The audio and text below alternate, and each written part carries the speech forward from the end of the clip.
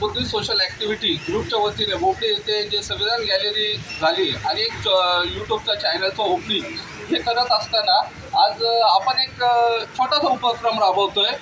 आज एक ओपनमुक्त चर्चा करतोय की आज भारताला जो आपण प्रजासत्ताक दिन साजरा करतो, भारतीय प्रजासत्ताक दिन, तर जनमानसामध्ये त्याची माहिती काय आहे. तर प्रजासत्ताक दिन, लोकशाही आणि राज्यघटना याबद्दल जनसामान्यामध्ये आपण एकेकांचे अभिप्राय घेतोय.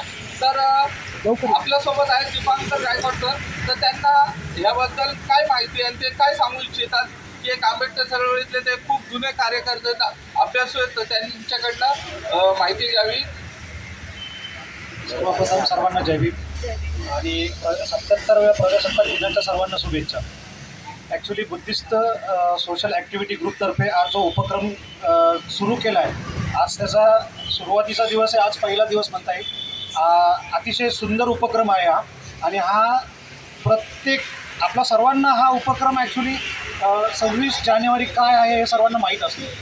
पण ही जी 26 जानेवारी कशासाठी सेलिब्रेट किंवा साजरा केला जातो ह्याचा जर आपण लहान मुलांमध्ये रुजू केलं की 26 जानेवारी नक्की काय आहे आणि हे लहान मुलांपर्यंत पोहोचवणं, हे या उपक्रमाद्वारे आपण सर्वांपर्यंत पोहोचवण्याचा प्रयत्न करतो.